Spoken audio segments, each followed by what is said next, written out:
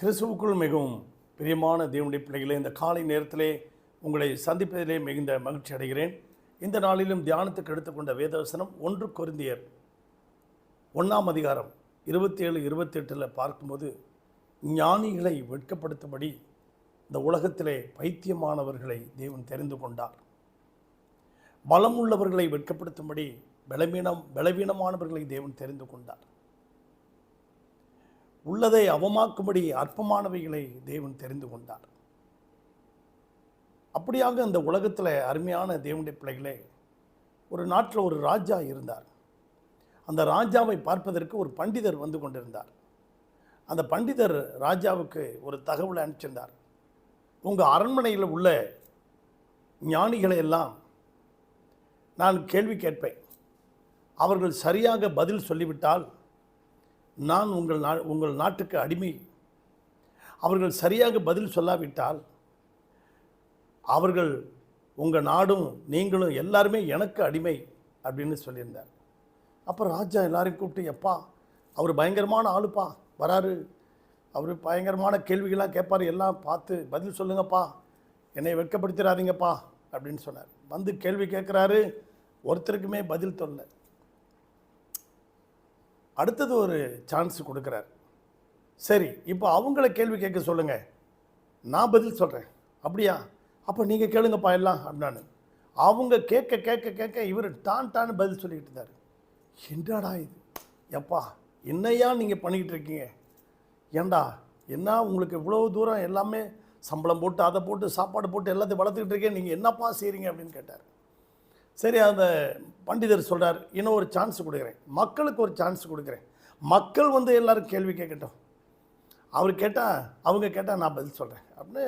அப்போ இருக்கிற மக்கள்லாம் கூடி வர செஞ்சு, எப்பா யாராவது நல்ல கேள்விகளை கேட்டு அவர் ஆஃப் பண்ணுங்கப்பா, என்னப்பா என்னை கஷ்டத்தில் ஆளாக்கிட்டீங்க அப்படின்னா. அப்போ எங்கேயோ ஒரு ஆள் ஒரு வேஷ்டியை கட்டிக்கிட்டு ஒரு கிழிஞ்ச சட்டையை போட்டுக்கிட்டு ஒரு டவலை போட்டுக்கிட்டு அவன் அங்கேருந்து வரான். வந்தோடனே, பண்டிதர் நான் 2 கேள்வி கேட்கட்டுமா? ஏய் கேளுப்பா, 20 கேள்வி வேணாலும் கேளு அப்படின்னு சொன்னான். முதல் கேள்வி கேட்டான், பண்டிதர் பழமாகி காயாகிறது என்ன அப்படின்னு கேட்டோடனே பண்டிதர் முழிக்கிறார். பழமாகி காயாகிறதா தெரியலப்பா அப்படின்ட்டாரான். சொல்லட்டுமா நான், ஊறுகாய் அப்படின்னானா. எலுமிச்சம் ஊறுகாய், எலுமிச்சம் பழமாகி தான் அதுக்கு பிறகு ஊறுகாய் போடுறாங்க. சரி, இன்னொரு கேள்வி கேட்குறேன், காயாகி பிறகு பூவாகுது, அதை சொல்லு அப்படின்னா. எனக்கு தெரியலப்பா அப்படின்னா. தேங்காய் பூ அப்படின்னானா. ஒரே மன்னருக்கு பயங்கர சந்தோஷமாயிடுச்சு. ஒரே கைத்தட்டி அவனுக்கு பரிசு கொடுத்தாங்களாம். பார்த்தீங்களா, இந்த மனுஷன் எங்கடா இருந்த சாமி இவ்வளோ நாளா? உங்கள் அரண்மனையில் தானே சாமி இருந்தேன், உங்கள் அரண்மனையில் தான் நான் வேலைக்காரனாக இருக்கிறேன் அப்படின்னானா. பார்த்தீங்களா, ஒரு அற்பமாக எண்ணப்பட்ட வேலைக்காரனை வச்சு கர்த்தர் பெரிய காரியங்களை செய்தார். அப்படியாக தானியேலின் புத்தகம் 2ஆம் அதிகாரத்தில் பார்த்தீங்கன்னா, அங்கே ராஜா ஒரு சொப்பனம் காண்கிறார். அந்த சொப்பனத்தையும் சொல்ல வேண்டும், சொப்பனத்துக்கு அர்த்தத்தையும் சொல்ல வேண்டும். அப்போ அங்கே இருந்த அரண்மனையில் இருந்த ஞானிகளால் ஒருத்தராலையும் சொல்ல முடியல. உங்களை எல்லாரையும் கொண்டு போட போகிறேன்டா அப்படின்னு தகவல் போயிடுது. உடனே ஆரியர்கள் வந்து தானியேலை கூப்பிட்டு, எப்பா உன்னையும் உன் நண்பர்களையும் கொலை பண்ண போகிறாங்க, எல்லாத்தையும் கொலை பண்ண போகிறான், என்னடா தகவல்? ராஜா ஒரு சொப்பனை கண்டானா, அந்த சொப்பனத்தையும் சொல்லணுமா, சொப்பனத்துக்கு விளக்கத்தையும் சொல்லணுமா? எப்பா சொல்லுப்பா, நாடே கொலை பண்ண போகிறான் எல்லாத்தையும் அப்படின்னோடனே தானியேலும் நண்பர்களும் போய் நேராக ஆண்டவருடைய சமூகத்தில் அவங்க இரவு நேரத்தில் ஜெபம் பண்ணுறாங்க. ஜெபம் பண்ணோடனே கர்த்தர் தானியேலுக்கு ஆண்டவர் வெளிப்பாட்டை கொடுத்தார். வெளிப்பாட்டை கொடுத்தோடனே ராஜா கிட்ட போய் சொல்கிறார், ராஜா நீங்கள் கண்ட சொப்பனம் இதுதான், அதனுடைய அர்த்தம் இதுதான் என்று சொன்ன உடனே ராஜா அவனை அங்கே மாநிலத்துக்கே மாகாண கவர்னராக ஆண்டவர் உயர்த்தினார். அவனுடைய நண்பர்களுக்கும் பதவி உயர்வை கொடுத்தார். நீங்களும் நானும் தேவ சமூகத்தில் போய் ஜெபிக்கும்போது நமக்கும் வெளிப்பாட்டை கொடுப்பார்.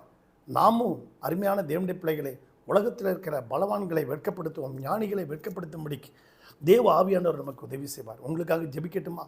பரலோக பிதாவே, இந்த சத்தத்தை கேட்டுக்கொண்டிருக்கிற அன்பு பிள்ளைகளை ஆசீர்வதிக்க முடியாது ஜெபிக்கிறோம்.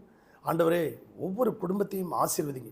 தானியேலை உயர்த்தின தேவன், அவர்களுடைய நண்பர்களை உயர்த்தின தேவன், இவர்கள் குடும்பத்தை உயர்த்தும், இவர்களை ஆசீர்வதியும். இந்த மழை புயல் எல்லாத்துக்கும் விலக்கி பாதுகாத்துக்கொள்ளும். எதுவும் சேதப்படுத்தாதபடி காத்துக்கொள்ளும். ஆசீர்வதியும். இயேசுவின் நாமத்தில் வேண்டிக் கொள்கிறோம் பிதாவே. Amen. God bless you. Thank you.